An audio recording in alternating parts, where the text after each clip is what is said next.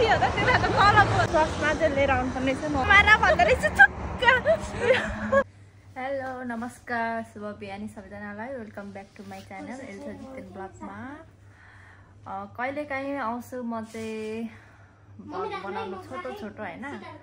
आज पनि आएको अन्त आज चाहिँ एकछिन 2-3 घन्टाको लागि बाहिर जानुपर्ने भएर 5 घन्टा रुममै काम गरेर निस्किनु पर्ने हुन्छ। के गर्नु यस्तै छ परदेशी जिन्दगी। कन्टिन्यू कन्टेन्ट बनाउन सकिँदैन, कन्टिन्यू ब्लग बनाउन सकिँदैन होइन। त्यही भएर अलिअलि कोही बेला म चाहिँ कति भने मेबी 2-3 महिनामा एउटा चाहिँ आउँछ होला मेरो चाहिँ ब्लग। फाइनली हामी निस्किसक्यौँ। अब गीता छ यहाँनिर हिरोइनी भएको छ। हामी दिदी कहाँ जानुभयो? कता जाने हामी? तर घाम गर्मी रहेछ नि, तलैतिर जाऊँ न त। अल्मिरातिर होइन? अनि त्यता माथि हो त होइन? त्यता माथि हो त, त्यता त तलको हो त। घाम चाहिँ तर डरु रहेछ नि त केटी। ल अब हामी हिँडेको। अब हाम्रो दिदीले पनि युट्युब खोल्दैछ, आइडी भइसकेछ। यता गीताको पनि छ। सब्सक्राइब बढाउनु पर्छ सबैजनाले। आथा तर कति दिनमा बाहिर निस्केर होला हौ चस्मा ल्याउनु पर्ने रहेछ। अनि तिमीले चाहिँ चस्मा भन्दै बोका भन्दै थियौ। म त लु म चाहिँ अब ज्याकेट खोल्ने परे गाइस।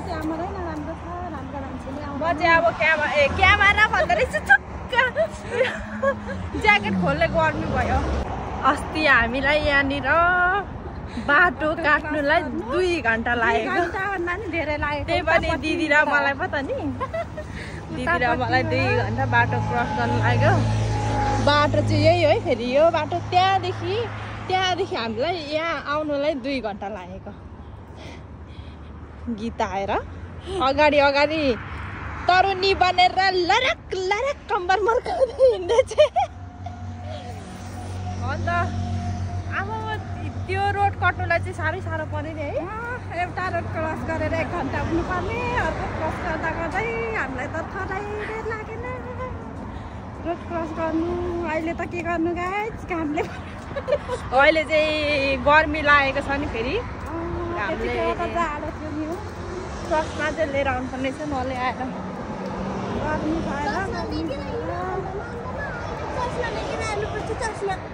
हामी कतार भन्ने ठाउँमा आएको। यहाँ साथीको बर्थडे हाम्रो दादाले विस गरिदिनु भएको। दादा कस्तो भइरहेछ? के भन्नुहुन्छ बहिनीको ब्लगमा? के भन्नुहुन्छ? मेरो बहिनीको ब्लग छ नि, सबैले हेरिदिनु होला, लाइक कमेन्ट गरिदिनु होला है। सब्सक्राइब के हुन्छ नि, सब्सक्राइब गरिदिनु। ल हामी त अब आइपुग्यौँ है रुमतिर। लगेज पनि पो छ त। अब नेपाल पनि यसो नेपालतिर पो लागौँ कि भन्दै सोचाइमा यहाँ हाम्रो दिदीको लगेज बर्थडे मनाएर आयो। बर्थडे यहाँ बर्थडेवाली चाहिँ यो हो कि बर्थडे चाहिँ यसको हो। अनि बर्थडेको केक अनि के भन्छ बर्थडे चाहिँ उसको हो। हामीलाई चाहिँ थाहा थिएन। अब दादाहरूले बर्थडे विस गरिदिनु भएको। मलाई सरप्राइज दिएको रहेछ उसलाई चाहिँ। यहाँ हामी चाहिँ अब फाइनली रुममा आइपुग्न आँट्यौँ। दिदी हुनुहुन्छ, के भन्नु चाहनुहुन्छ? म अहिले केही पनि भन्दिनँ ल।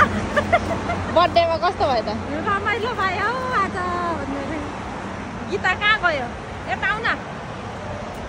क्यामेराले त्यहाँ जता फेरि बर्बाद गरिदिन्छ त। तिमीलाई केही क्वेसन सोध्छु क्या म। तिमीलाई दाजुले बर्थडे सरप्राइज दिँदा कस्तो भयो? रुन मन लाग्यो। कस्तो फिल भयो? खुसी लाग्यो? किन रुनु यत्रो खुसीको मोडले? फर्स्ट टाइम हो नि यो कसैले सरप्राइज दियो, रुन मन लाग्यो। आमा तपाईलाई चाहिँ लगेज किन्दा कस्तो भयो? नटाटी भन्नु त। मलाई त खै कस्तो लाग्यो भन्नु हो। झुकझुक भयो कि भएन? भएन। Okay bye bye. आज फर्स्ट टाइम कसैले सरप्राइज गरिदिएको गिफ्ट दिएको। आजको लागि हाम्रो यति नै हो होइन। अलिअलि घुम्यो हामी। कति घन्टा काम गरेर गएको नि होइन। ल अब हामी चाहिँ आइपुग्यौँ। फाइनली हामी चाहिँ रुम आइपुगेको अवस्था। यसरी एकचोटि सुत्नु पर्दा त कम त खुसी लाग्दैन त हेर त दुईटालाई लकेस भर्खर आइपुगेको छ। अब यहाँ मेरो साथीले चाहिँ गिफ्टहरू ओपन गर्दैछ। हेर्नुपर्छ त के चाहिँ गिफ्ट पाएछ त हौ। स्पेसल मान्छेले दिएको होइन यो चाहिँ खोलिहालौँ। आमा स्पेसल मान्छेले दिएको त स्पेसली चिज छ त। Happy birthday to you Gita रे रामै।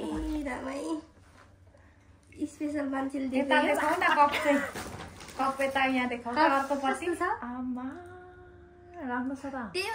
फाइनली यो चाहिँ होइन हाम्रो दादाले दिनुभएको है गीताको बर्थडे। अनि यहाँ पनि छ। ओइ कस्तो दामी दिनुभएको है।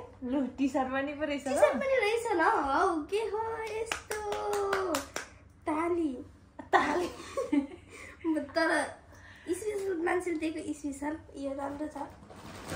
के भन्न चाहन्छ त नि? धेरै धेरै धन्यवाद।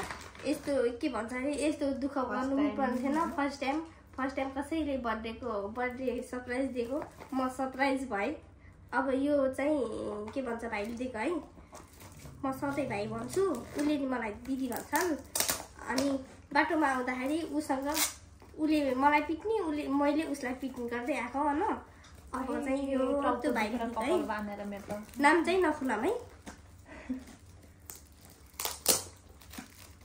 नाम खुलाउने फेरि अहिले म चाहिँ यहाँ हेर्नुलाई आतुर पर्न आएको नि गाह्रो हुन्छ। नाम खुलाउनु हुँदैन।